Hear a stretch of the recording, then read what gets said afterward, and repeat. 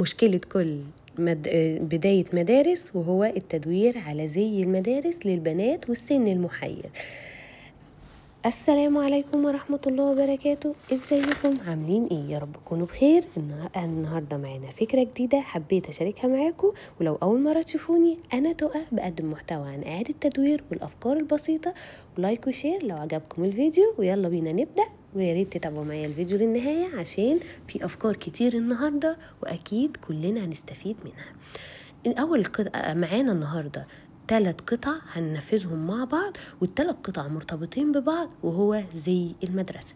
أنا عارفة إن الفيديو هيكون طويل عليكم، بس بتمنى تتابعوه معايا للآخر عشان بجد في استفادة كتير، استفادة للناس اللي عندها سن محير وما بتبقاش عارفة تلاقي لها الزي المناسب، او الناس اللي حابة تلبس ولادها لبس محتشم ومش لاقية حاجة موجودة في السوق. ودي عقدة ناس كتير جدا بتجيلي تقولي انا بجد مش لاقية حاجة مناسبة لبنوتي جسمها، حابة ان انا ما اظهرهوش، حابة ان انا الاقي لها حاجة تكون محتشمة، حابة الاقي لها حاجة طويلة، مش حابة البسها بنطلون.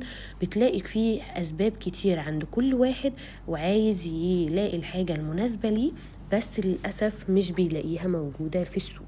هتلاقيها في انك تفصلي لبنوتك افكار زي الموجودة معانا في الفيديو دي، وهتسهل عليكي كتير، وهتلاقي نتيجة مريحة وجميلة وكمان عملية. والقماشة اطرى بكتير من القماشات المتاحة في السوق، وكمان مش بتحتاج مكوى. الحاجات دي كلها مميزات موجودة النهاردة معانا في الفيديو، صدقيني لو نفذتي منها حاجة في الواقع هتنبهري بيها. كل واحد بيبقى ليه متطلبات في لبسه، وبيحب انه هو يكون مختلف، وفي نفس الوقت السن اللي انا بعمل له الزي ده، السن ده بيبقى يعني سنين فارقة في عمر الطفل. بيبتدي ان الاب والام ينظروا للطفل بنظرة مختلفة في اللبس وفي اسلوب معين حابين يعلموه لاولادهم، بالذات بالنسبه للبنات، في ان هم بيبقوا حابين مثلا يبتدوا يعودوا البنوته ان لا مش حابين لبس ضيق، مش حابين لبس قصير، مش عايزين بنطلون، كل الحاجات دي. فانتي هنا هتلاقي معايا الفكره دي هتضم كل السلبيات او الحاجات اللي انتي مش حباها في الزي. حتى الناس، انا هنا الشميز انتهى، معلش خدنا الكلام. ده الشميز ده الابيض. هو الفكرة هنا معانا 3 قطع في الفيديو ده. الشميز ده جزء من فكرة، لانه هيبقى تحت دريس قط اللي احنا هننفذه مع بعض دلوقتي. ده 2 متر الا ربع قماش، هنبتدي ان احنا نطبقهم على 4 ونقصهم دريس قط بسيط جدا. كل الافكار دي يا جماعة متنفذة من موديلات دريسات عادية خالص، بس بنحاول نكيفها على زي المدرسة انه يكون مقبول وجميل وفي نفس الوقت عملي ولطيف مع البنوت. بتمنى تكون الفكرة واضحة.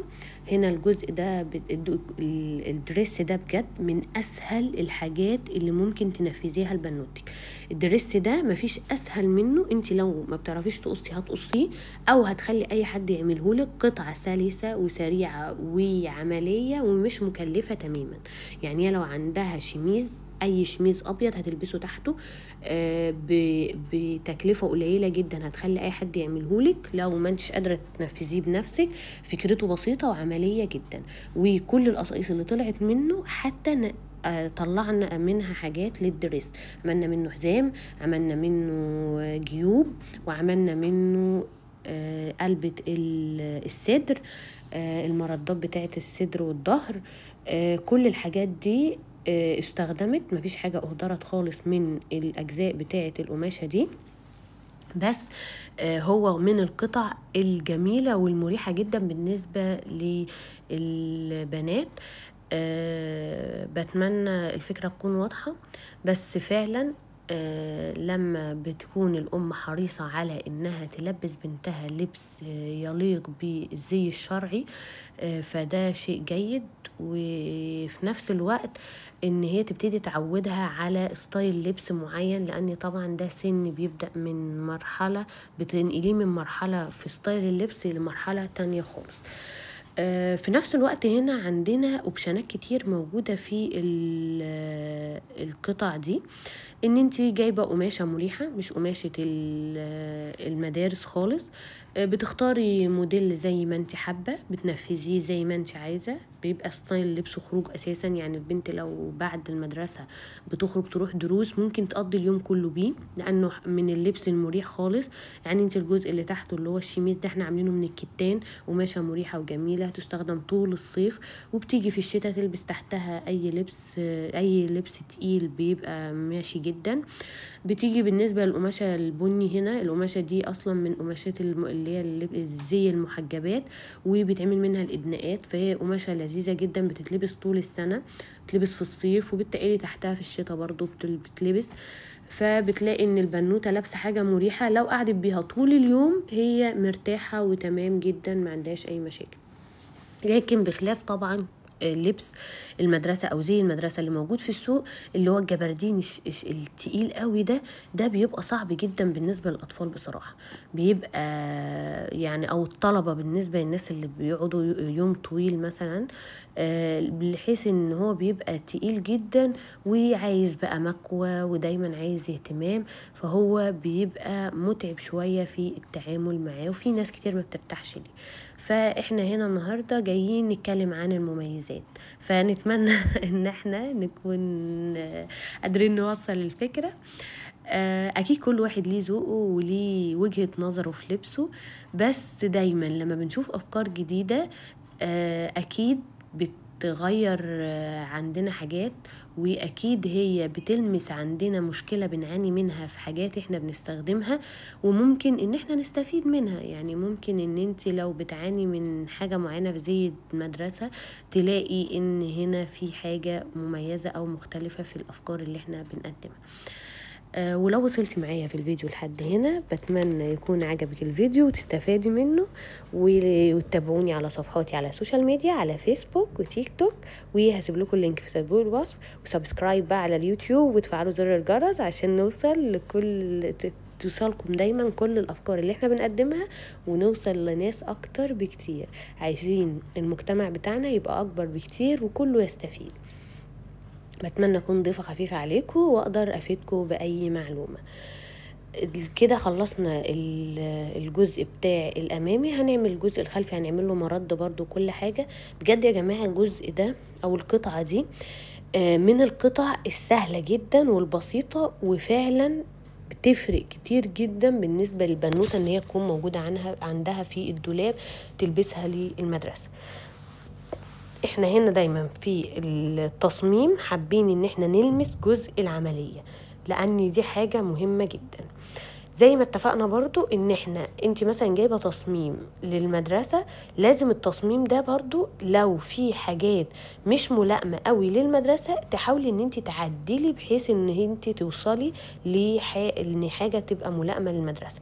يعني التصميم ده مثلا كان نظام فيه حبال من الجنب وكده، البنوتة اللي هو كان جايبه، احنا هنا لغينا جزء الحبال ده وعملنا استك، وعملنا لها حزام، بحيث ان انت استخدمتي الاستك تمام، استخدمتي الحزام تمام، يبقى مقبول. وسع زيادة مش محتاجين، عملناه وسع متوسط، وكانت النتيجة زي ما انتوا هتشوفوها معايا كده.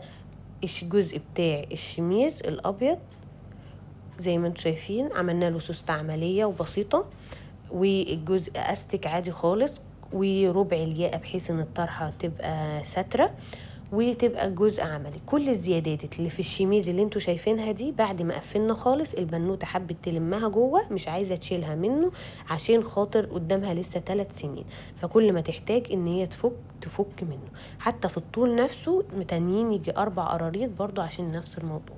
وهنا حبيت البس معاكم الجزء بتاع الدريس القط، وده كان الفينش النهائي بتاعه ومعمول بالشكل ده. كل الزيادات زي ما اتفقنا موجودة جوه، ما شلناش منه اي زيادات خالص.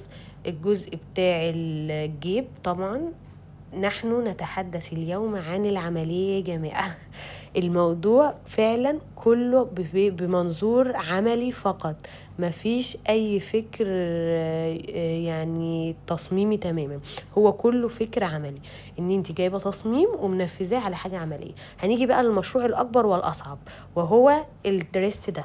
الدريس ده كان دريس برضو هي حابة تعمل زيه.